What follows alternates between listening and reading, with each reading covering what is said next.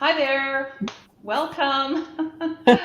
Welcome to our third Cook, Drink, and Learn, our Mother's Day edition. So happy to have you all aboard. It looks like we've got a few people that haven't signed in yet that have registered. So we might just kind of take the next couple minutes to talk about how to communicate with us. If you look off to the right-hand side of your screen, um, there's a chat function, and we welcome you to participate throughout the event with the chat function. We'll try to read as much as we can while we're going through this. If you've got a question you'd like to ask us that we could possibly get back to at the end of the event, so we're looking at about an hour for the presentation, and afterwards we're going to go through the questions. So there's a little space at the bottom that says ask a question. So just write into there a question that you might have, and we'll look after the presentation at those and answer all that we can. If we can't answer them all, we might just communicate by email to you and get the questions answered that way. So it looks like we have at least one more person. We've got people from Oregon, California, Texas, Michigan, Maryland, Florida. Wow, that's great. Wonderful. Welcome, welcome. So I'm going to introduce myself. I'm Sue. I'm the owner and winemaker with Acquiesce Winery, for those of you that may not know. And I'm thrilled to be partnering with David Scott Allen and Susan Manfull. They've got some great blogs and websites that feature wine and food. And I invite you to log on to their websites and sign up for their newsletters because they've got great information and beautiful recipes. And Susan is a wealth of knowledge about all things French, Provence, and wine. So, Michael Kelly has a question. On the rosé glass, is it Lee's I am seeing? I don't know. Is it our glass? Our glass? I don't know. I don't know, Michael. I'm sorry, I can't answer you on that one. There are no Lees in the wine. So maybe we can talk about that. So the wine is crystal clear. We're up with him. So this is our rosé. And let's see. Oh, also, our tasting room is now reopened. We've been closed due to COVID for over a year. Our tasting room is open by appointment only, outside only. And if you haven't already, please make a reservation to come taste with us. We do 4 wines with 4 food pairings. It's free for our club members and $20 a person for guests. Wine club members up to 4 are free. Otherwise, it's $20. So please make a reservation. We're sold out this weekend. We're almost sold out next weekend, which is Mother's Day. And I think we can probably turn things over to Susan. Okay. All right. Thank you. Thank you, Sue. It's welcome to everyone from around the country. And it's a real pleasure to share the stage, so to speak, with Sue Tipton, a really extraordinary winemaker in Lodi. I met Sue at her tasting room 6 years ago, I think, somewhere around there, and fell in love with her Rhone-style wines when we were there, and her rosé, which is more Provence style. So she's been a real pleasure to work with and a real pleasure to taste her wines. David, I've known for a lot longer. I think we've known each other for around 20 years. Is that right? Possibly something like that. Possibly a little more even. Yeah, I think I'll have to add that up. But Sue, I met over a bottle of wine, and not surprisingly, I met David at over some food, some lovely food at a luncheon. So it's a pleasure to be here to share food and wine with these two very special people. This is our Mother's Day event. We want to give you some ideas of food that you might make for your mom or any other special women in your life. And we want to give you some ideas, of course, of which wines to have with those meals. David's got a great lineup of food, which I'll get into in just a minute. I thought I would go over a little bit more detail about how things will run. We have 3 wines, as you know. We have the rosé, the 2020 rosé, there's really an exciting story behind that particular rosé. We have the Belle Blanc, which also has an interesting story, 2018, and the Viognier, which is one of my very favorite grapes. And we'll taste them in that order. You don't have to open up all the bottles of wine if you don't want to, but it's fun for us to hear your feedback about what it is that you're tasting, which you can put into the chat box when the time comes.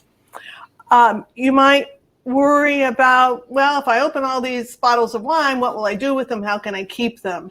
And these wines are exceptionally well made. And basically all you have to do is put a cork in them, same cork back in the same direction that you took it out, and you can keep them in the refrigerator. And they will be fine, absolutely fine the next day, and I have tasted them even the 3rd day, and they're absolutely fine. There are other ways that you can keep the wine. There are some suction devices. I've forgotten what that's called. Vacuum van. A vacuum van in which the oxygen is taken out of the bottle. Those are also very helpful. But really all you need to do is put the cork in and put it back in the refrigerator. Oxygen at a certain point is an enemy of wine, so keep it in the fridge where there's less oxygen available. All right, I would suggest that you, if you haven't already done so, open at least your bottle of rosé. And I've already opened our bottle, but I think we probably, let me see, I'll put it up here. I use what's called a sommelier or a waiter's corkscrew, which is really very, very simple. You don't need anything any more complicated than that. Put it in and turn the bottle, unless it's a very old bottle. Turn the corkscrew. Ooh, it's making a lot of noise. And I happen to have a very nice corkscrew from Acquiesce Winery. Sorry. Chateau Acquiesce, that's right. So it has an extra lever here, which allows me to get started on my cork, and then with the second one to pull it all the way out. So there you go, voila. And then if you haven't had the opportunity to drink all of the wine just yet, you want to put the cork back in. I actually just learned this the other day, in the same direction that it came out. It's sometimes easier to put it in the other way, but you want to put it back in like that. And then shove it in a little bit more than that and put it in the fridge. So have your bottle of rosé, I would love that glass, Tony, ready. And we will actually, well, wait a second. I want to tell you a little bit more about where we are, or where Sue is, quite literally. She's in Lodi, as we've mentioned, and I'm surprised at how often I get the question about, well, where in the world is Lodi? In fact, some people say Lodi. It's Lodi, and it's in California. It is about 100 miles east of San Francisco. It's right at the very top of the Central Valley. Now, you probably know that the Central Valley, it can be very hot, and I'm here to tell you that what makes Lodi very special is that it is the beneficiary of a breeze that comes directly from the San Francisco Bay. So their days can be hot in the summer, but their evenings are cool. So it's 100 miles east of San Francisco. It's the top of the Central Valley. It's just south of Sacramento, the state capital. It is just west of the Sierra Nevadas. It is about a little over 100,000. I think it's 110,000 acres right now that where you will find wine grapes grown there by about 800 growers. Yep. If my notes are correct, many of whom are fourth and fifth generation farmers. It's a very interesting place to visit. Now, what makes the wines that we're going to drink today very interesting, and that is the wines that Sue makes very interesting, is that they are all white except for the one rosé. Lodi is known for its red wines. It's particularly known for its big Zinfandels. So to be making all white wines and one rosé is very unusual. And it was really unusual when Sue decided to do that. We can talk a little bit more about that as we get going. But it's a very special place. The other thing that I'd like to mention is that it's known for its old vine Zinfandel, some of the oldest in the world, dating back to 1880, if I recall correctly. And it's old vine Zinfandel. I see someone who's coming in from Fresno, California, my hometown. So it's a very special place to visit. The Cinsault, another grape, red grape from Lodi. There are some of the oldest vines there, and put a pin in that because we'll be coming back to Cinsault a little bit later. But that's kind of an introduction. We'll come back to that location. I'll get Sue to talk a little bit about why in the world she thought she could grow these white grapes, primarily from the Rhone Valley, why she thought that they would do well in this area known for its big reds. But moving forward with an eye on the clock, let me say that David is going to take over next, and he'll be demonstrating how to make the fool, the strawberry mascarpone fool, that is. You have the recipe for that, and if you don't, let us know. There are a total of 3 recipes, one to go with each wine. The only one that he'll be demonstrating today is the fool, but make sure that you have all 3 because they are really outstanding. And we'll talk about the wines as we go through them, and we'll talk about how they pair. And then, as Sue said, we'll wrap up with some questions.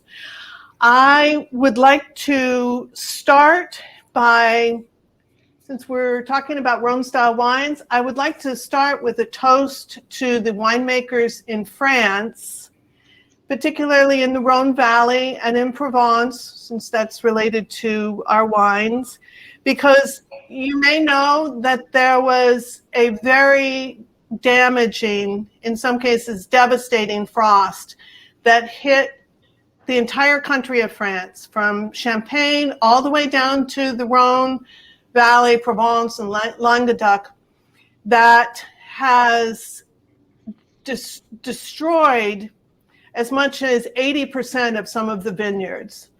It's estimated that the damage will cost as much as 2 billion euros to the wine industry. It will be significantly smaller. The vintage will be significantly smaller this year. It's been a really difficult time.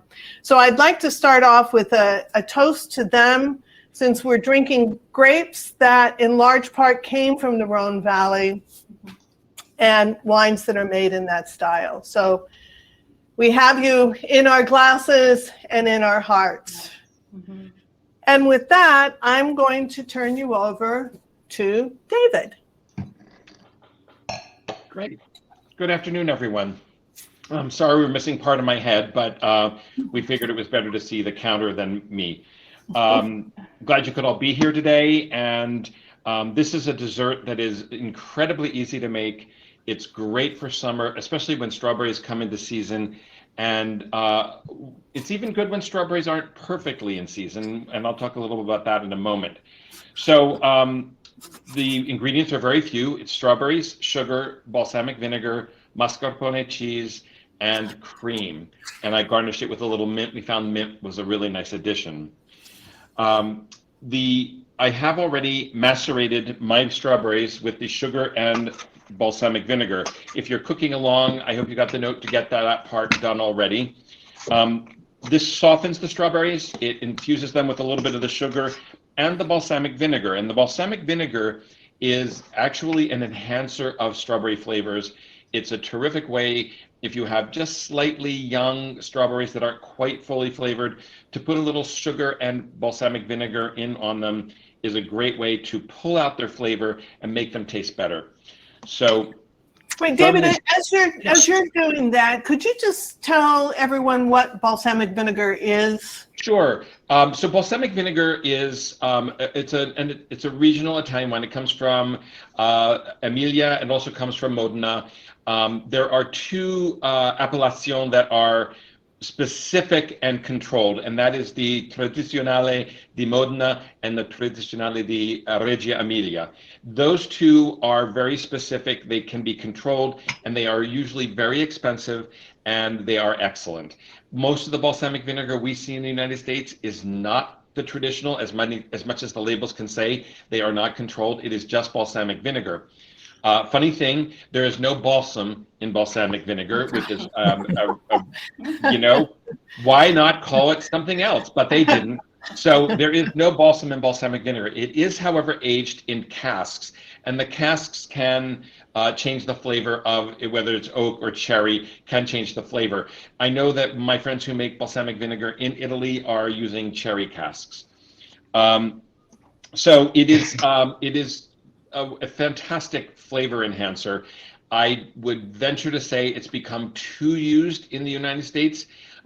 You can see almost every restaurant has a balsamic vinaigrette. Well, it's not quite used that way. I mean, if you have the really good stuff, you use a drop here and there to enhance. And you'll see on plates in restaurants in Italy here, there will be dots of very thick, syrupy balsamic, they might say vinegar around the edge. It's actually usually not. It's usually a glaze. It's not intended so much as for eating as for decoration. But here, people use it in salads and think nothing of it. So if you have a type... If people are looking for it in the store, do they look for Tradizionale on the label, or how would they know? The labels are, the bottles are labeled, and there is usually a red wax seal on them. But again, even the lesser quality ones sometimes put the red wax seal on them. You really want one that has all the, email me if you want to get one. My email is cocoandlavender@gmail.com. Email me send me a picture of one if you think it might be the right one. If it's not expensive, it's not the right one, I can tell you. Good balsamic vinegars can cost $200 and $300 for a small bottle. That's the stuff. And mostly when you buy it from the right place in Italy, it comes in a little special box. It's a special occasion thing. It's not what you use on your salad every night. Now, they do use balsamic vinegar on a regular basis, but it's not the tradizionale. So, okay. All right.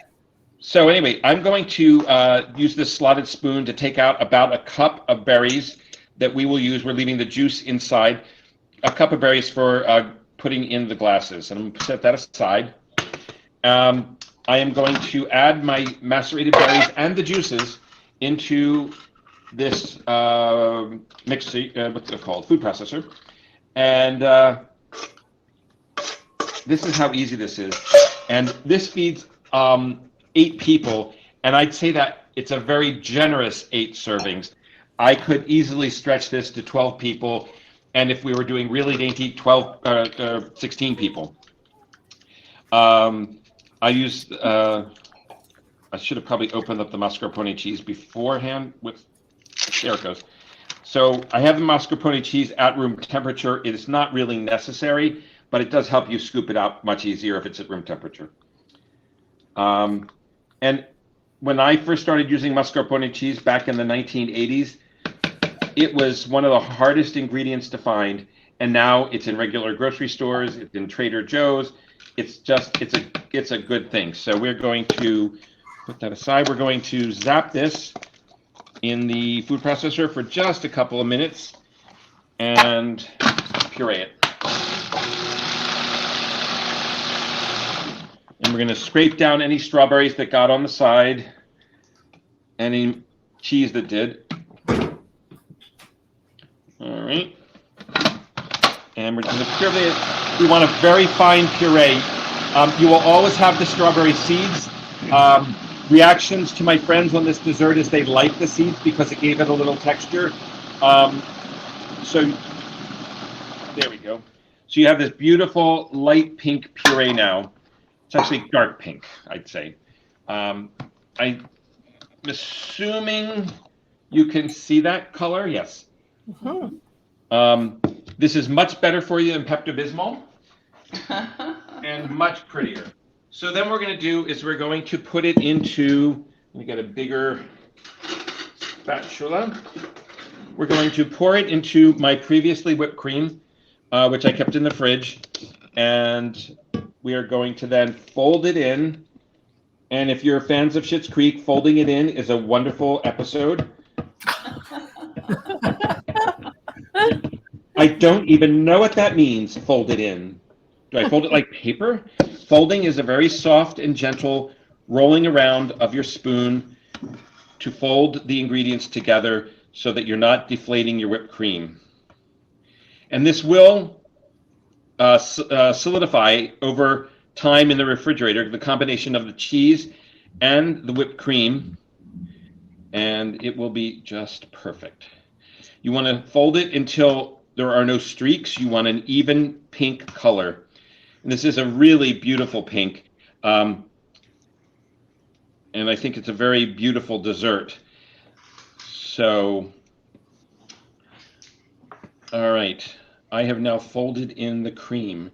So I'm starting just with 2 glasses here. I'm going to take some of the strawberries. I'm just going to put a couple in the bottom of each glass. Just a little treat for when you get to the bottom.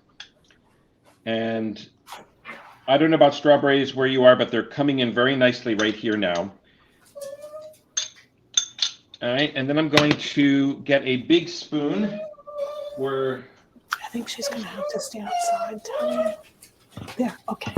Okay, so one thing to be careful about is see if you scrape the bottom of your spoon on the bowl, you don't drip down the sides of your glass. So again, scrape the bottom and then put into the glass. All right, and then we're going to put a little sprig of mint from the garden, and there's a mascarpone fool, strawberry mascarpone fool. Wow, that was very fast. It's very fast.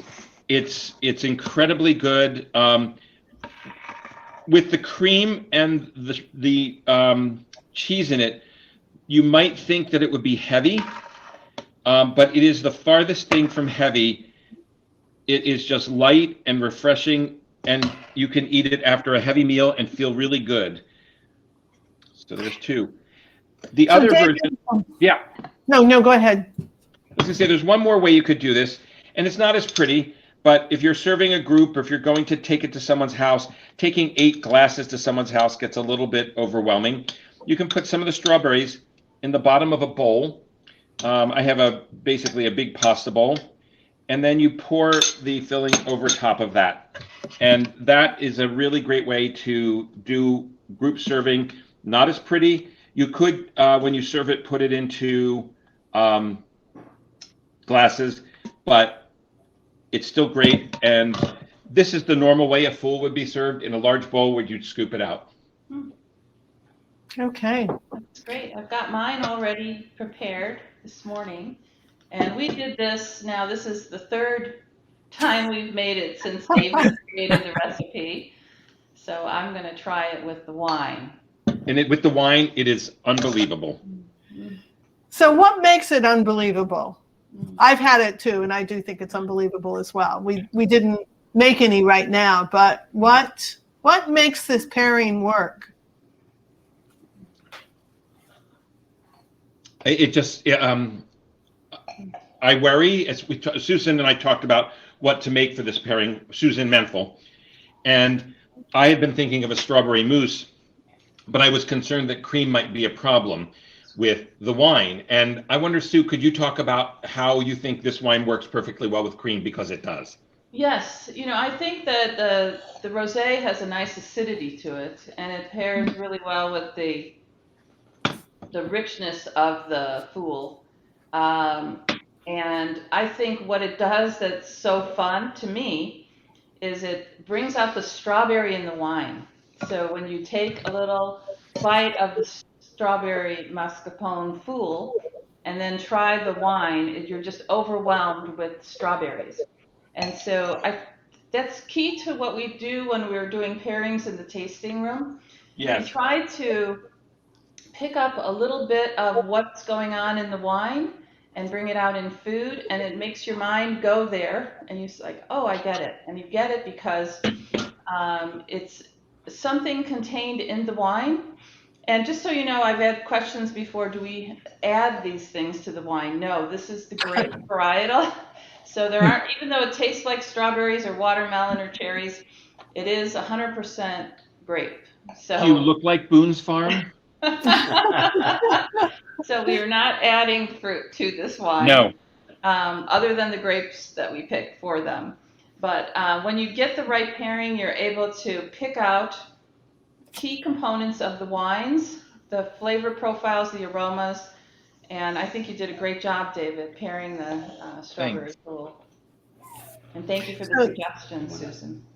So you have the strawberry flavor in the wine, strawberry flavor in the fool. You have some acidity in that, a little acidity in that fool from the balsamic vinegar, maybe a little bit, and the acidity in this lovely rosé, which I think it's well balanced, but it's got that nice crisp acidity. I think that works. And then I'm always interested in how acidity works with the cream that's in the food. Mm-hmm. Do you want to talk about that a little bit? Yeah, I think that the way it works is it's like you don't want to eat something that's really got a nice round fat content with something that is also duplicating that. So you want to complement the food with the wine, and the best way to do that is to pick a nice acidic wine if you're having something that's really big and bold and maybe has a higher fat content. So like vinegar and oil. That's why that goes together so well, because you Yeah. have the acid with the fat, and it makes it so special, and why we use it in day to day, every day, probably on our salads, makes it work. That's so interesting. One So- other thing that I think you could add in about the fat is this not just cream, the cheese. And Right. this True, wine is yes. incredibly good with cheese. Yes. And so mascarpone is a cheese. It's not, Italians don't consider it a cheese, but it is in essence a cheese. And that I think really helps the flavor go with the wine as well too. God, a really good point. We have So- a question, I think maybe might be a good time. Lisa Harper asked a question. She thinks that the winery has a lovely name, Acquiesce, even though it's hard to spell. Why that name? So I'll tell my little story about how we came up with the name Acquiesce. And Great. it actually was Rodney who came up with the name, but he's what I would consider kind of a visionary. We were living in Portland, Oregon years ago, and Rodney had just traveled with a corporate job. He was doing, I think, 8 countries in 10 days, some crazy schedule. And we were sitting on our porch in Portland, enjoying a glass of wine, and a song by Katie Lang, who's a Canadian singer, was on the stereo, and the song is called Acquiesce. And she's singing about releasing or surrendering to a higher power or a person. You're not quite sure when you listen to it. But it was a beautiful song, and Rodney turned to me one day and said, we're going to have a place one day and we're going to call it Acquiesce. And I said, That's well, really? wonderful. What's it going to be like? And he said, well, we'll see the sunrise and the sunset. We're going to have property there and we're going to really enjoy it. So when we moved to our property in Acampo outside of Lodi, we had no intention of opening a winery, but there were 12 acres of Zinfandel grapes on the property. And so we called the property Acquiesce. And then my wine journey began, started planting these white grapes. And of course, we already had a name for the property and then thus a name for the tasting room and the winery. So Lisa, I hope that helps. But also we say that we surrender to the grapes. And that's a part of acquiescing, is that we do surrender to nature. So. They do tell the story. And I let us raise our glasses to Yes. Susan and Rodney at Acquiesce Winery. We're so glad that you acquiesced to opening this winery. But before we move any further, let's talk a little bit about this rosé. When you're tasting rosé, one of the first things that you look at is the color.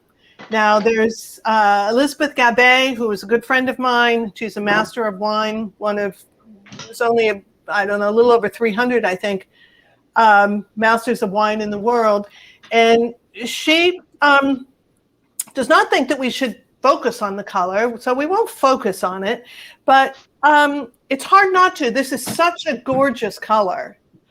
It's on the pale side.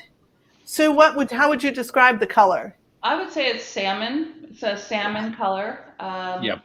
Which our rosés have changed over the years because we added a different clone of Grenache, which gave it more of a salmon characteristic. So it went from pretty much a bright pink to a salmon color. And yeah, I would say salmon. No, me too. And just for those of you who are listening, the best way to see a color is to use a white background. You can use a piece of paper and put your glass up to that so you can really see the paper. When I'm tasting wine, I like to have a white tablecloth. And I do have a white tablecloth here. And the white tablecloth happens to be made by the Renaissance man here on the stage, David Scott Allen. Oh. But anyway, designed by him, I should say. But that's the best way to see the color of the wine. The next thing you want to do is give it a good sniff. See what's the nose, or what does it smell like? And I'd love to see it in the chat what it is that you're smelling. Stick your nose way inside, take a deep breath, and then also try one nostril at a time. I know it sounds funny, but each nostril alternates dominance every hour and a half or so. So you will get a different smell, different sense from one nostril to the other. But what are you picking up, those of you who are smelling the wine? Any comments that you'd like to make? Or Sue, you mentioned strawberries. What else? I think you get a cherry, like an Italian cherry flavor profile in the aroma. Definitely a hint of watermelon. Yes, that's what Tony said. Yeah. Yeah, watermelon. Some people get rhubarb. Mm-hmm. Any feedback from the audience? Let's say. They say love it. Okay, a hint of cantaloupe. Yeah, okay, I can see that. It's very fresh to me. And then when you taste it, let's go ahead, and I know we've tasted it already, but maybe you could tell us what you're tasting. What's your palate saying? Carla says she definitely tastes the strawberry and the freshness. Mm-hmm. Mm-hmm. Mm-hmm. I especially got the cherry on the finish. And Yeah. Sue, you hit it on the head. Yeah. It's the Italian cherry. It's like the cherry granita they have in Sicily. Mm-hmm. And it's a beautiful finish that's lingering and encouraging us to have another sip. So Sue, this wine is different than it. I know you mentioned that you're using a different clone of Grenache, But there's something else that's very different about this rosé that is really exciting. Do you want to talk about that a little bit? Sure. For the And we'll first chime in time, too. yeah, for the first time since I started making this wine back in 2010, I added a little bit of Cinsault to this grape varietal. I purchased a ton of Cinsault from a wine club member who has a 5-acre vineyard of Cinsault off of Atkins Road near Bokish Winery. If people are local, they might know where that is. And I was told about it from my mentor, Heather Pyle-Lucas. She was consulting on the vineyard, and so she had told me about it. She knew that I was expressing a desire to think about adding a little bit of Cinsault to the Grenache. I always loved our Grenache standalone, and I still do. But I think that the Cinsault has really added a lot of, if nothing else, I get more of a perfume characteristic from the Cinsault addition to the Grenache. And part of the exploration was the time that we've spent in France recently trying Châteauneuf-du-Pape area and Tavel rosés. And I've noticed that I was really taken by ones that had a Cinsault addition. So I was very fortunate to get the Cinsault this year. But the fun part of all this was the blending process. So we obviously we had about 10 different blending trials going on here with the Cinsault and Grenache edition. But Susan and Townie also helped. They're all the way out in New Hampshire, and they were helping with the blending process. I value their opinion as experts with Provence wines. And it was fun to see what they got out of the blends versus what we did, which we kind of came to a happy medium and kind of came to the same place with that. So it's 7% Cinsault, 93% Grenache Noir. So let's see. Sue, do you think that any of the addition of the Cinsault would have made a difference in the pairing of the food versus, say, last year's vintage? I have a bottle. I'll have to try that, David. I am now curious. I will have to try it. I think it would be still a really nice pairing. Townie, do you have a? Yeah. Actually, I think the Cinsault brought a little bit of creaminess in the mouth that wasn't there with the just the plain Grenache, which I love as well. But I think it probably pairs really well with the cream in the dish, and I think both would be great. But I do think the Cinsault does give a little bit more of a rounder mouthfeel. Yes, I agree. That works really well at the full. Yeah, right. Totally, I agree. It's really fun. It was great fun working with Sue and her team, and what we discovered was that just a small addition, just a small percentage of Cinsault made a difference. And while Townie and I slightly disagreed on the amount that should be added, because I prefer a rounder mouth in general than he does, we all settled more or less on that 7%, which was really interesting. More than that, I thought it took away from the fruit in the Grenache, and that it was too made the mouth feel too round. But this was terrific, and I'm writing a paper on this and talking to Sue and to Elizabeth Gabet, the Master of Wine I mentioned earlier, and she had a great way, I thought, to describe what Cinsault does. She talks about the Grenache as being, she said, picture a little dress, and the Grenache would be the red velvet in the dress because it has the structure, it has the backbone. Cinsault has that too, certainly, but a little bit more so as far as the Grenache goes. And the Cinsault is the delicate lace collar that you might add. And I thought that was really a perfect way of looking at it. I loved your rosé before, but to me, this just adds a little different maybe more delicate dimension to it. Mm-hmm. So I would encourage all of you to, if you still have a bottle of 2019, to give it a try. And if you don't, is there any left? Yes, we have some left, and some people are asking for that in the tasting room. And we have the 2019 and the 2020, so it's fun to do the comparison with both of them. And a note about Cinsault in Lodi. Lodi has the oldest Cinsault vines in the world. They're obviously from France originally, but France had a disease wipe out all the grapevines years ago, at least the Cinsault vines. And so they were replanted thanks to American rootstock that prevented the phylloxera from attacking the vines. And but yeah, we have Cinsault vines that have been planted since the 1880s still surviving in Lodi. So another fun fact about Cinsault and Lodi. And Lodi, yeah. Mhm. In fact, you can buy single varietal Cinsauts that are excellent from Lodi.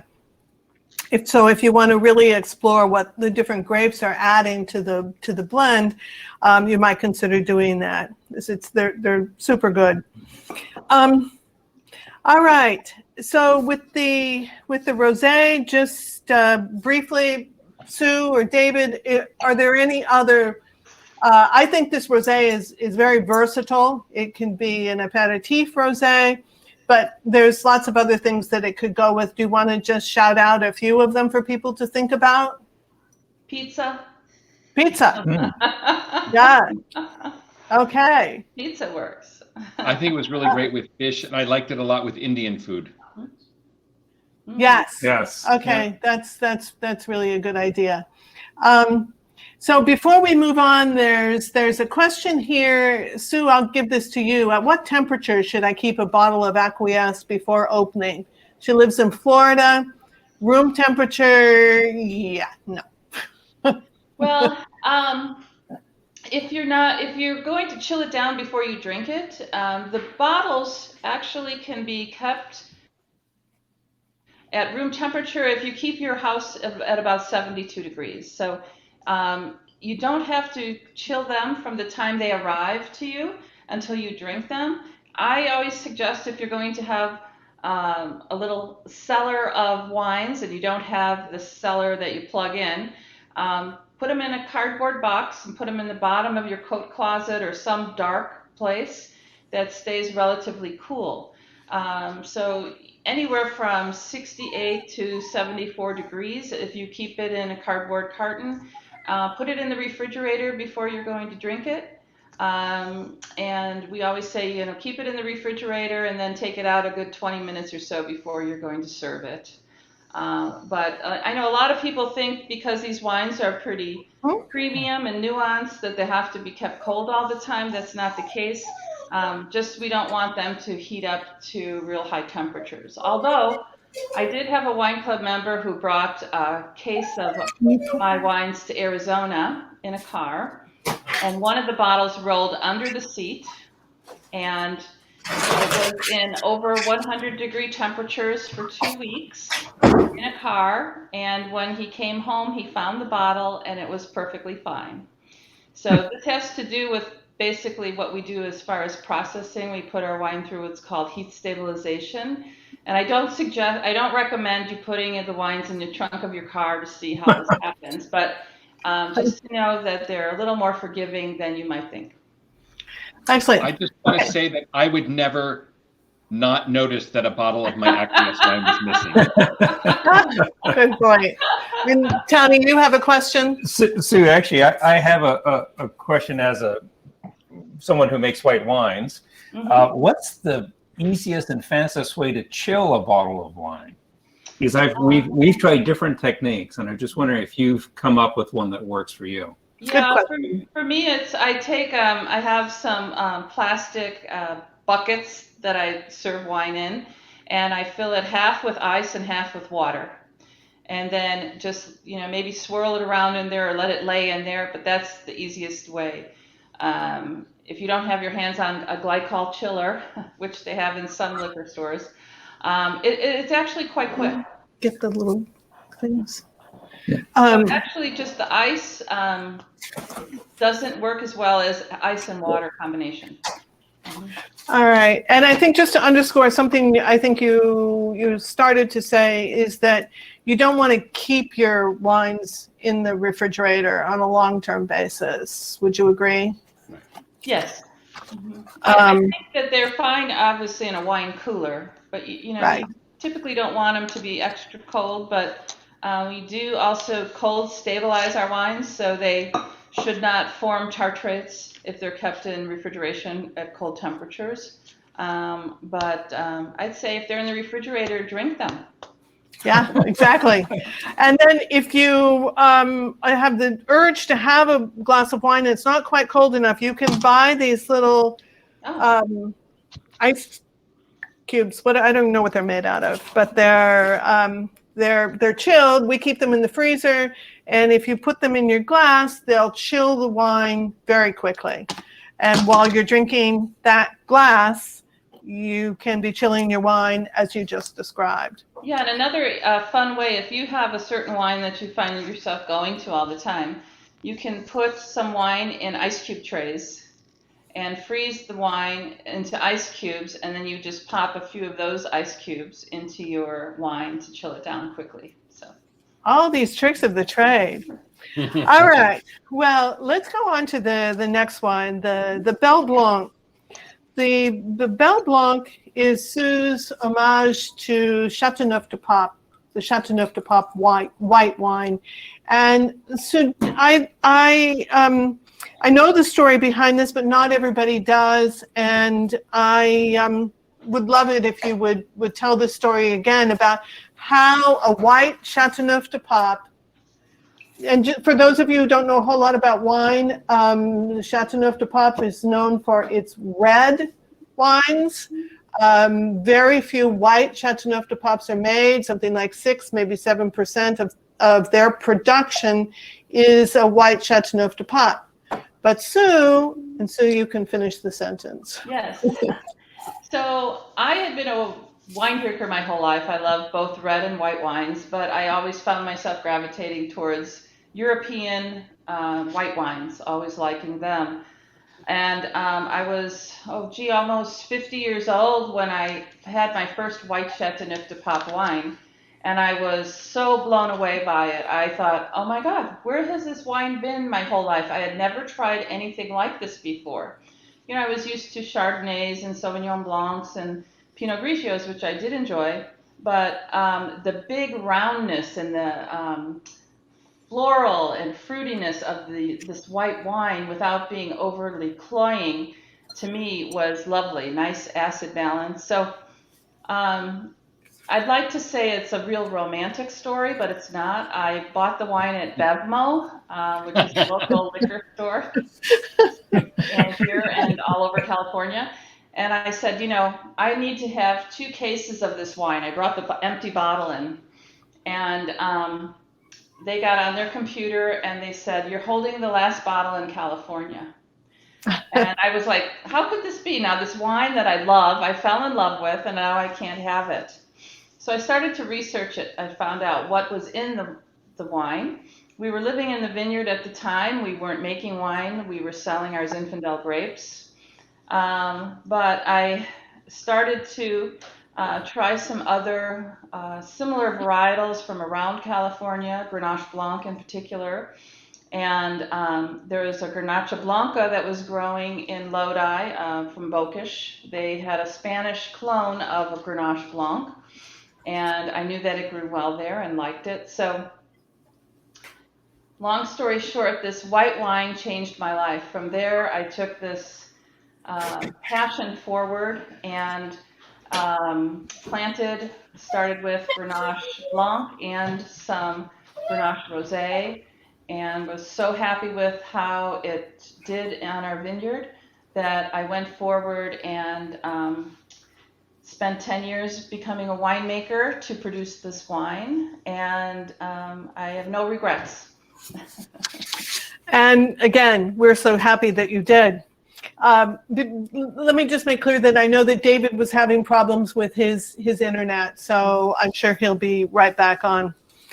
So this wine, this again is also a blend like your rosé is now. And you want to talk a little bit about the grapes that are involved in making this fabulous wine? Yes, so actually this wine also won a gold medal in the 2019 Sunset Magazine International Wine Competition. It's 45% Grenache Blanc, 45% Roussanne, and 10% Viognier. And it's my homage to that white Chateauneuf de Pape I fell in love with years ago. I think stylistically it's very similar to that wine. And it's turned out to be our premium varietal here at Acquiesce. So I've been making this since the very beginning. In 2012, we had Belle Blanc on the menu. Now there's going to be no 2020 Belle Blanc. Just those of you who are Belle Blanc lovers, we had a reduced crop last year. It was just a nature thing. We had 25% less crop load. So we'll have the 2019 Belle Blanc, but not the 2020, and hopefully we'll have a 2021.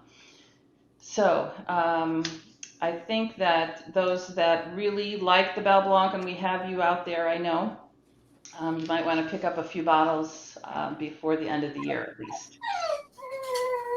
So what are people, thank you, Sue. What are people detecting on the nose? You want to write in the chat box anything that you're detecting? And you might put your hand over the top and swirl. It kind of traps in the aromas. It kind of makes it a little bit easier. Anybody out there detecting anything? I think they're drinking and they're not writing. Well, there's a lovely minerality on this in my mind. There's hints of pear for me. I get pear.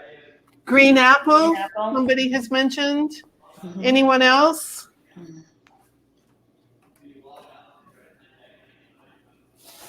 I get almost an orange in the very back end of the nose. I get an orange pith. Mm-hmm.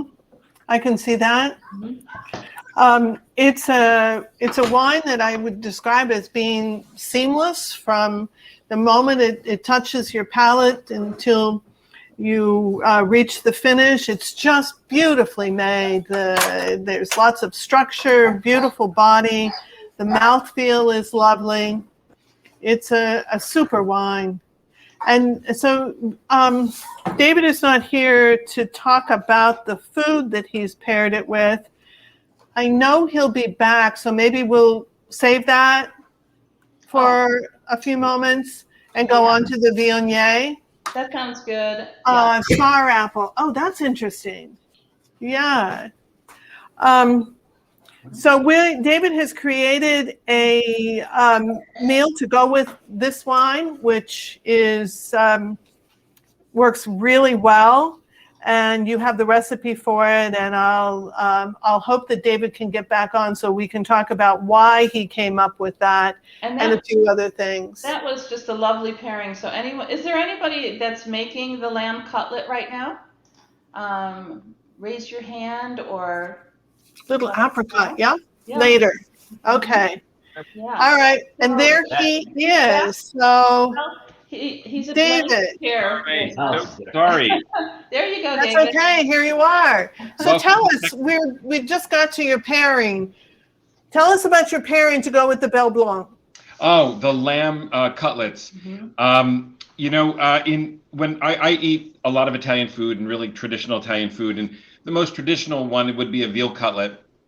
And there was something about Belle Blanc that said to me that lamb would be a really good pairing with it.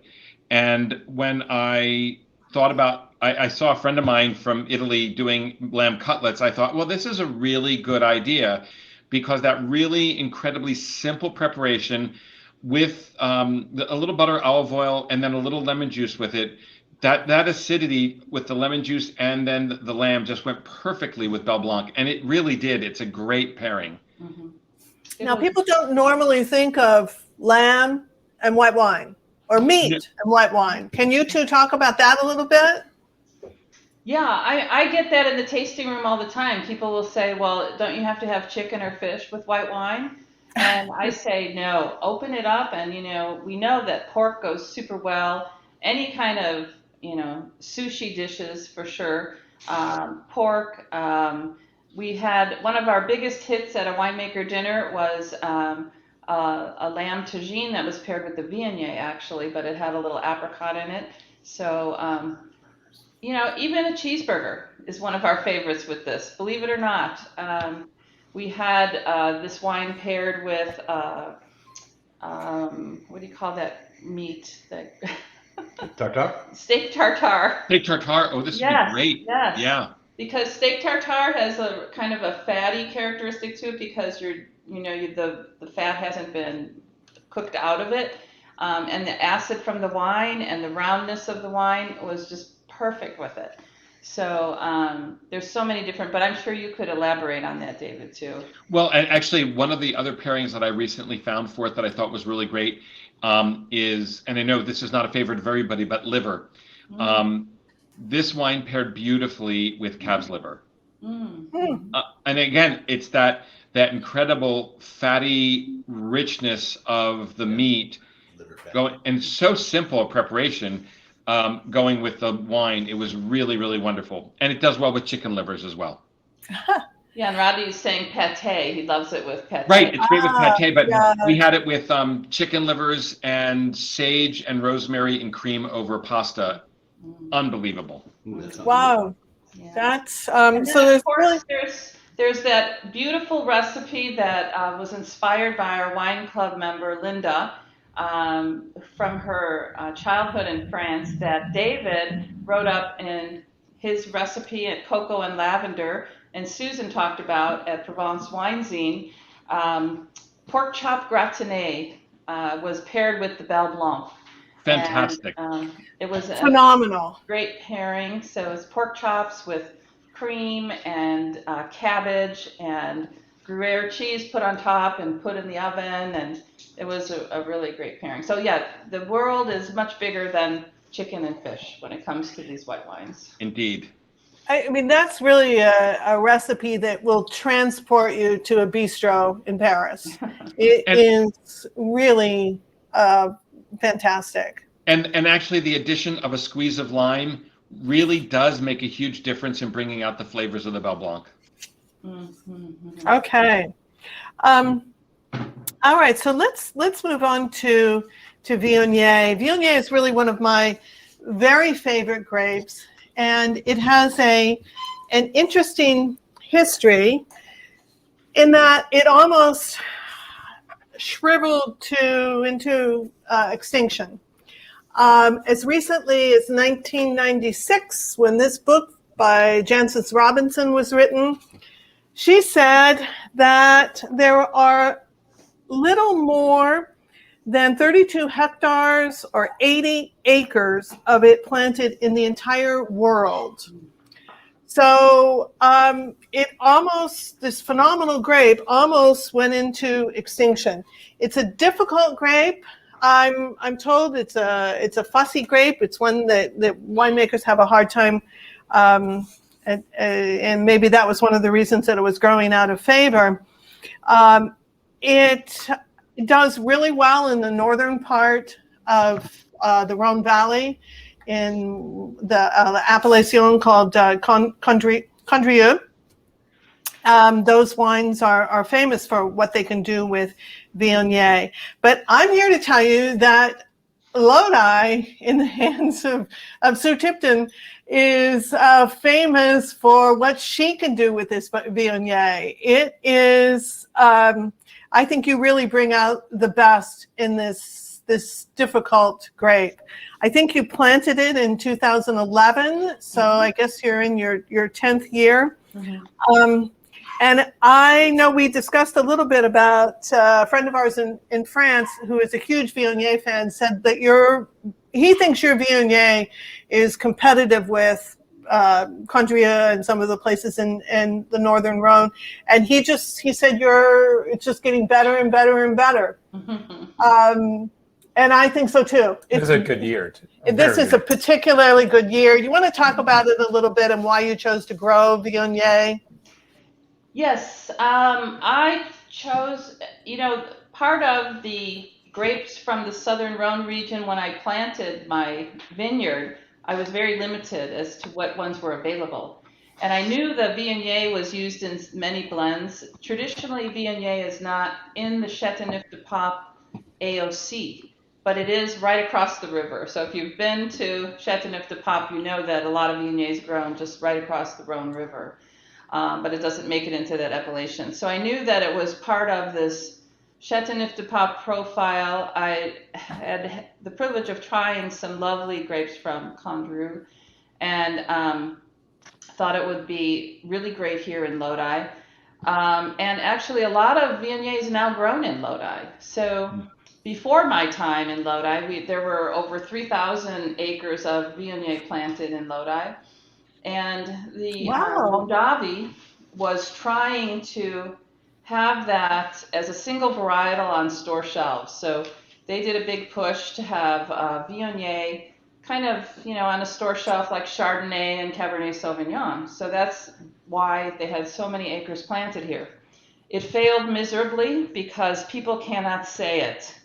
The American public wants to be able to say easily the name of the grape varietal, and they felt that that was its biggest problem.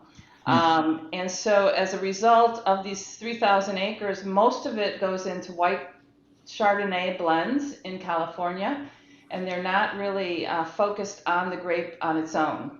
I also blame, there's a lot of winemakers that don't know how to make Viognier, and you'll get them that are super sweet and super high alcohol. And so, so many times in the tasting room, I'll have customers say, well, I don't like Viognier. And I said, have you tried my Viognier? No. And they'll try it and they love it because it's in line with my other wines. It's dry, it's crisp. But of course, Viognier has the most floral, probably characteristics, and fruit forwardness. So even though this is dry, it may taste sweet to you.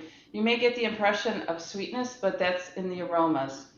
And if we have someone in the tasting room that says, oh, I prefer sweet wines, we will give them this wine, and they don't know that it's 0% residual sugar, but they're tasting it with more than, they're tasting it with their nose, in their mouth. They can pick up the fruit flavors, and it relates to them as sweetness. So we won Best Viognier in California for our 2015 Viognier in 2016. But I get an apricot, honeysuckle, tangerine profile on this wine. And it's a baby in a bottle, so it's only been in the bottle for a month, and already it's showing incredibly well, I feel. Well, let me just say that now I think you have some pretty stiff competition from some wineries in making Viognier. So kudos for continuing to win those awards. I in preparation for this, I went back and I reviewed an article that I had written about Viognier and Condrieu, and in it I wrote about how I just gave up on Viognier because there were all these tropical fruit flavors that just overpowered everything. And now I know that I know where to turn, and it's super good. So it looks like somebody has said hibiscusness in, I assume that they're talking about this Viognier. That might make sense. The nose is quite different from the previous white, the Belle Blanc. Bear in mind that there was 10% of Viognier in the Belle Blanc. This is 100%. It's not a blend. It's super good. David, do you want to weigh in on what you're tasting, or? Yeah, it's funny because when I was writing my notes about it, I was just looking them up. Honeysuckle is one of the first things I got, and I also found a bit of jasmine in there. It was a very floral to me. I love this wine, and my very first Viognier was probably 30, 40 years ago, and I was instructed by a very, very good restaurateur, Arrows, Susan and Tony, who would know Mhm. Arrows, that this is a lobster wine. Mm. And I've always kept that in mind, but I realize that it's a very, very good wine for almost all seafood Mhm. because it really brings out the sweetness of the seafood, and yet it's not itself sweet. It's really dry and it's just perfect. So that's a great segue into the wine pairing, the menu that you came up Oh with. wow, look at that, Sue. There we go. Robbie made this morning, so it's Beautiful. squid ink and crab pasta to pair with the Viognier. It is a phenomenal pairing. Delicious. We made this and it is just terrific. And, Has you know, anybody else made this? Anybody made Nancy's that? saying she can't wait to have this Viognier with our sea bass tonight. Oh. Ah, great. That'll be great. Yeah. Lisa said that she made Naravan Danya lamb dish to go with the Belle Blanc using baby lamb, which I gather, Lisa, that you really liked if you put it up there. That sounds like a great pairing. And somebody else is making maybe the crab and squid pasta tonight too. So may I ask Susan and Sue, where did you source the squid ink pasta if you didn't make it yourselves? Oh, good question. From Italy. Italy. Mhm. Where'd you get it? I'm trying to remember. Oh, Rodney's trying to remember. Online somewhere. Yeah, it is available. And But it's I know really- that it was from Italy because David, you had given us some a while ago, so we knew where to turn. I see. But they are a good place to consider, and I really love the color of the squid pasta with the white crab, and actually it was Tony who made it, not me, and it was excellent. And that little hint of pepper in there, the red pepper really Makes a big wakens it difference. up. Yeah, and it really goes. wakens And it again, up. that pairs so nicely with the wine because it cools it right down. It's really nice. And one thing about Viognier that is really surprising to a lot of people, but sometimes, especially in California, especially vegetarians, you have a meal that's basically an arugula salad, or you're having asparagus for your main course. Try it with Viognier. Any of these bitter vegetables Oh, wow. so well with Viognier. It's that fruitiness of the Viognier actually works so well to take away the bitterness, and it highlights the meal that you're having. Two different. It's great with artichokes as well. Different, Ah, Yeah, that's true. It is really good.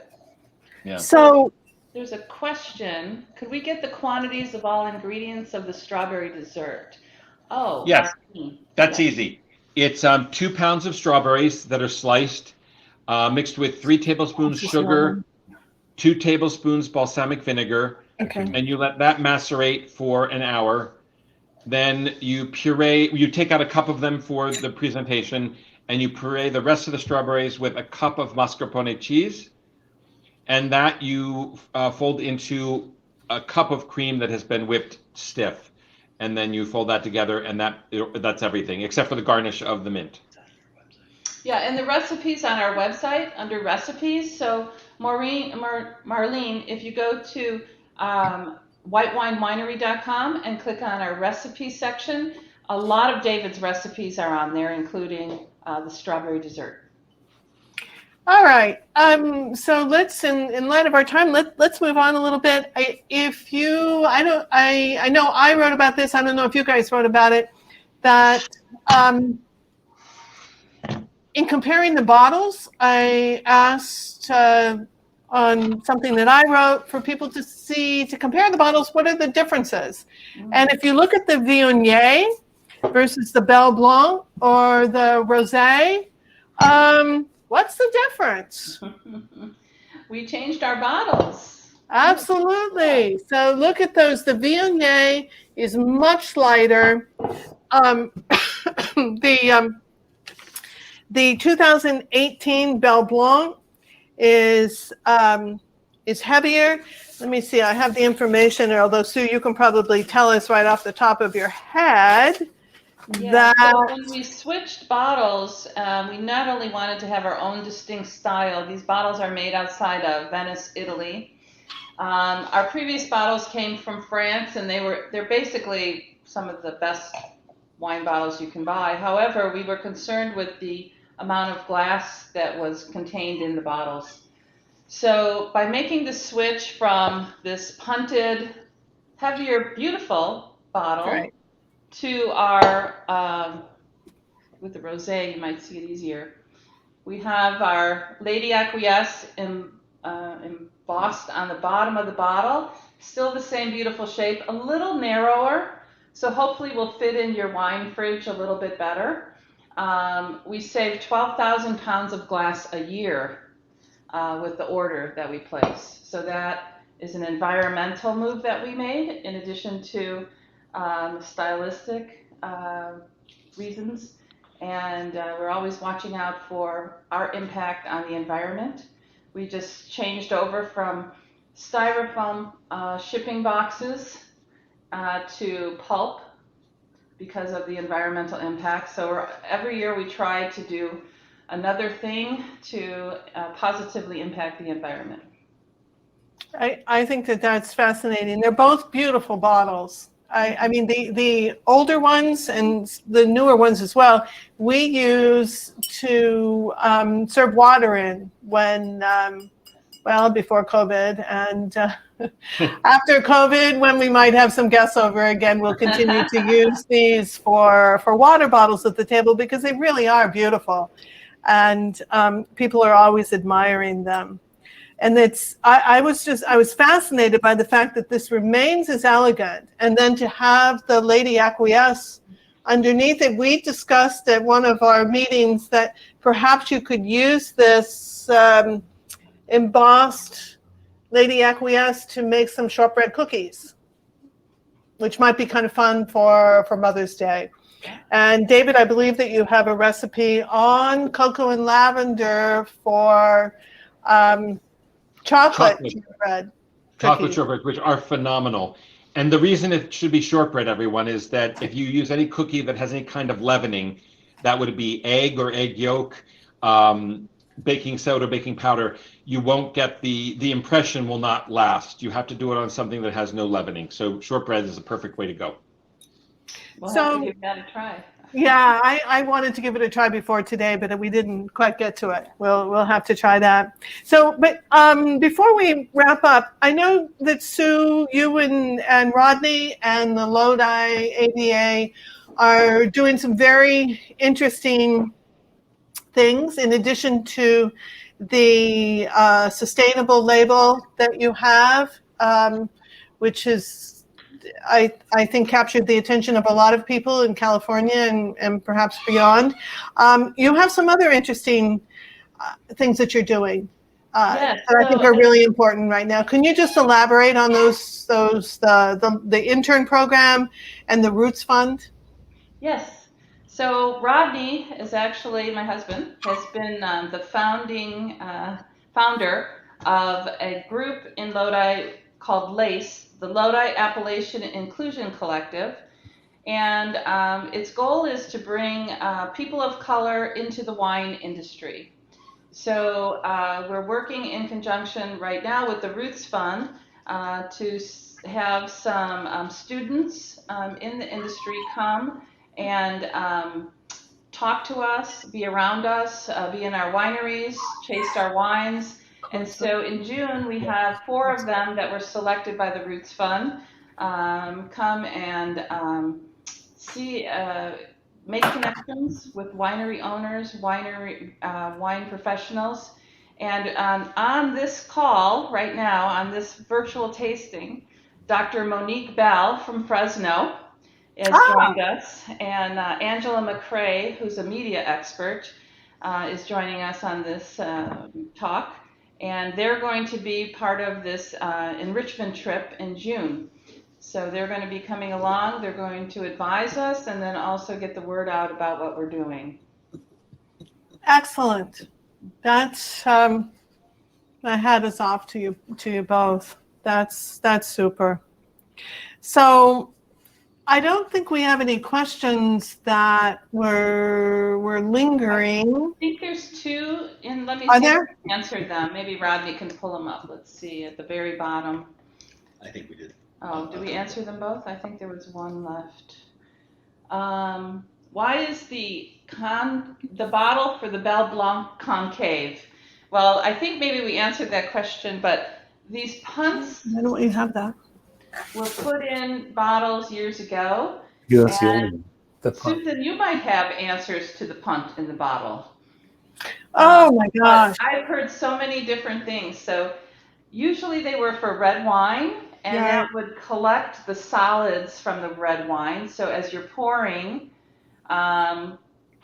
the solids would kind of stay in the punt. Some people just like it stylistically. Some people like to pour with their hand in the punt. But this punt added a lot of the extra weight for the bottle too. So that was the original reasoning behind it. Have you ever heard anything about it? I know you've seen it and talked about it, I'm sure. But. Right. I think that it started off, as you said, to collect any sediment that was there, so it didn't go into the glass quite as easily. But I think now it's largely tradition. With few exceptions from Bordeaux, Burgundy, few exceptions. Let's see. Someone is asking, what is a good temperature to set your wine cooler at? I suggest about 55 to 60 degrees. I personally don't like our whites served super cold. I like them to be served with just a little chill on them. Red wines, of course, you don't really want super cold, but do you have an opinion on that as far as temperature of the wine cooler? We don't have a wine cooler. We have a wine cellar, and I would just say that you don't want the wines really cool. It really detracts or prevents the aromas from surfacing and the flavors from engaging your palate. You don't take it right out of the refrigerator. Mm-hmm. Unless you're desperate. Yeah, unless you're desperate. Yeah. I've always thought that 58 degrees, or as Sue was saying, 55 to 60 is a great storage temperature, but not always the prime temperature for drinking. Right. And I think that's what people get confused about. If people are told to keep it at 58 degrees, they think that's the way they should drink it. And I think that's too cold for almost all wines. Yeah. On the other hand, there are, not that we're drinking these, but there are some reds. People say drink reds at room temperature, and that completely depends on where you live and the temperature that you keep your house in. And some reds really want a little bit of chill to them, like a Beaujolais, for example. They prefer a little bit of chill. There's a quick, easy, for the person that's not going to take out their wine temperature or wine thermometer and check their wine glass with their thermometer. Real simple way is to keep your white wine in the refrigerator and take it out 20 minutes before you drink it, and keep your red wine out of the refrigerator and put it in 20 minutes before you're going to drink it. So it's the 20-20 rule: 20 minutes out for the whites, 20 minutes in for the reds. And that's kind of an easy way to think about it when you're preparing your dinner for people to come over. What a good temperature would be for a nice wine. That's great, Sue. Mm-hmm. Yeah, I like that.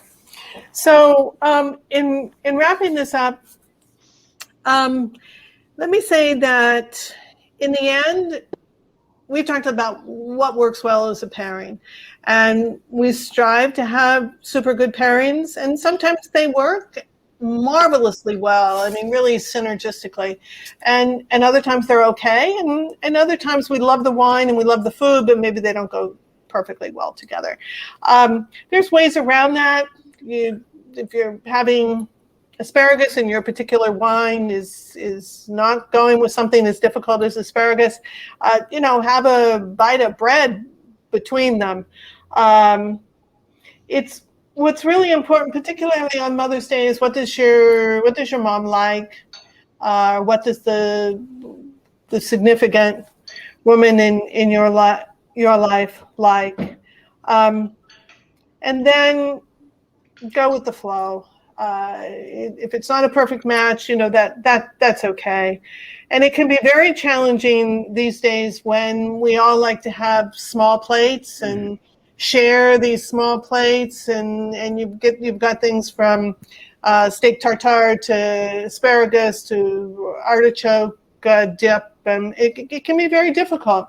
So you just this is, in the end, this is up to you. We can give you guidance about what works best, but it's really up to you. Have fun, and raise your glass to your mom or to any significant person. Happy Mother's Day. Happy Mother's Day. Thanks to everyone for joining us today, and let us know if you've enjoyed it. We hope to see you maybe again in November, just before Thanksgiving. For all of us to get together and do another Cook, Drink, and Learn if you'd like. But it's been fun. It's been a great way to get through COVID and meet new people all across the country. Thank you very much. It's been a pleasure to work with Sue and David and Rodney and Tony and Mark behind the scenes, putting this together, and we're glad that you've all, I think, enjoyed it. So Couldn't do it thanks. without you. Thanks so much. Cheers. Cheers. Cheers. Exactly. Okay, so David, what's on your menu? What are you having for dinner tonight? Actually, we are going over to see a friend, so we don't know what we're having for dinner tonight. But I know I'm having a lot of strawberry mascarpone fool over the next several nights. Oh, I wish I were your neighbor, like the time you made all those, well, for another tasting that you made all the breads. Yeah. And yeah, lucky neighbors. Yeah. So what do you So want? actually, we're gonna give a lot of it away. By the way, I have to say I have a cookie recommendation for all of you. Oh, Okay. It's Zalatini. They're a cornmeal lemon saffron cookie from Ooh. Venice, and I've made them a couple times. I've made them before with regular cornmeal, and I didn't like the crunchiness. But I got some cornmeal from North Carolina that's very fine, and they are these beautiful little diamonds. My. How beautiful. And they are so good, and they go really well with wine. They're sweet, but they dip into wine very, very well. Just saying. So where can we find the recipe for that? It is actually on Cocoa and Lavender, but the Oh. important thing I would change, I've added saffron, which is a really nice addition that kind of gives it a little bit savoriness. And then the cornmeal, let me get the cornmeal and show it to you. Okay. I bought this Palmetto Farms stone ground cornmeal online. I don't know if you can see it. Palmetto. There you go. Wow, yeah. Okay. It From is North so Carolina. good. What's that? From North Carolina, did you say? From North Carolina, yeah. And I got it online, and it is very fine. So you get the cornmeal flavor, but not that gritty texture, which sometimes I find off-putting in a cookie. Mm. And And also makes great spoon all bread. of our wines go so well with cornbread. So this is This is a no-brainer then, so really. yeah. I'm really Wow. anxious to try it. I'm going to have to make that. That sounds great. So it's the only cookie with a Z at the beginning of the letter. It's on the blog. I follow the recipe right from the blog, but I do add a good half teaspoon of saffron, and I think I put in the zest of 2 lemons. Okay. All right. So good. Excellent. What's So- everybody else having for dinner? Rodney, what are we having for dinner? We're having squidding pasta. Oh, right, of course. Yes. And we're having the strawberry fool for dessert. Perfect. Did you try the squidding pasta yet? Yes, I just had some. Yes. Delicious. It's really good. It's so simple. It's just, but so flavorful. That's what I really liked about that recipe, What how did it easy take it you is. to make? It was like Yes. just a few minutes, Well, just right? about as long as it takes to get the pasta al dente. Mhm. Yeah, You're done. very simple. Unless you make I- the pasta, and then it takes a little longer. Yeah. Yeah, yeah, we didn't do that. And that lamb cutlet was so good. Oh man. Oh, isn't that unbelievable? So good. Another simple to do recipe. Very simple, but Really I mean, complex just flavor. raised the dish. It just raised it. It just really, when you Oh, think it's they're roasting so lamb good, and they really did go so beautifully with the Bel Blanc. Mhm. Yeah, definitely. Well, the wines are very versatile. I hope we got that point across. You know, it's really funny. I tried the strawberry fool with the Viognier, and you really can't. There's a huge difference. I mean, it's not half as good a pairing as the rosé. Oh, It still works. It's Say fine. that again, David. What? I just tried the strawberry fool with the Viognier, Oh, okay. and it's not as good a pairing as the rosé. It's just that rosé is a spectacular pairing for that fool. I think the Yeah. brightness of it, yeah, for sure. Yeah, it's And absolutely wonderful. Marshall's It's really having terrific. sukiyaki tonight. What is sukiyaki? My Ah. son Marshall's having it. Isn't that the I think David? Isn't that the recipe that you had recommended to us that we made one time? What is sukiyaki? It's not a recipe I recommended. Hold on. No, it's not the Marshall, what's shrimp and sukiyaki is a Japanese dish that is prepared and served in the nabimono hot pot style. oh, Yeah, slow cook, wow. slice, simmered at the table. Whoa, So Well, that sounds in good. Chinese it would be called bingo. bingo! Wow. What do you pair with bingo? Ah, Really? That's great. well, You didn't say what you're having, Susan. well, we discussed any number of things. We were going to have David's lamb, and maybe if we could still get to the meat store by 6:00, Carl's, Yeah. then we can still have that. But we really kind of lost track of yesterday and today. But we always have. No, we don't always have. But as another choice, I wouldn't say it's a second choice, is David's mac and cheese that Ooh. we often make from Is that cheese online? that we have left. Yes, it is. It's the party mac and cheese. Ooh. Yeah, So it's you like take- using up all leftover cheeses from your party. Oh, And cool. it is the best mac and cheese recipe I've ever had. And so we usually make a lot and then we freeze a tiny bit, and it freezes really wonderfully well. And so we might have that.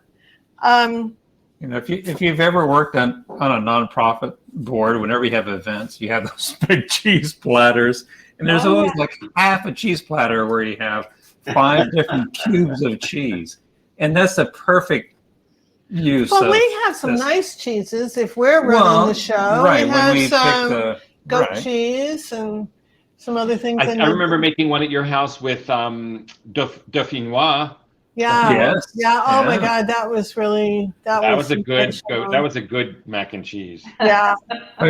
We actually put Humboldt Fog in the last one we made. Wow. Oh, that would be God. amazing. That was pretty good.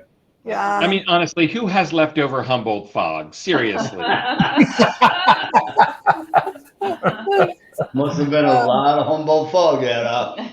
Well, we had other things. We just put what we had left of it in there. It was really They're good. selling Humboldt fog at Costco now.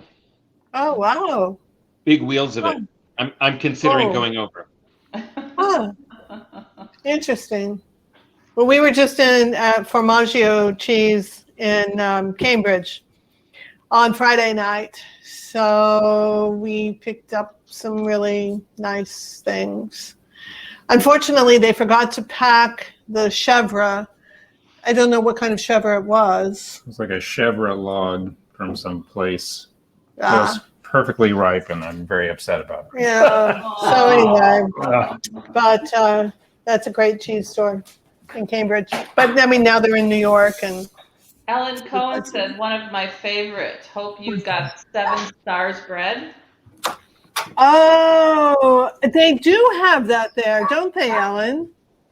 Yeah. And no, we didn't. We just got a regular baguette. But Oh. they have the one from Providence. They do carry that at Formaggio. So, oh God, another trip down there. When you pick up your other cheese, you could go get some bread. How's that? Yeah, exactly.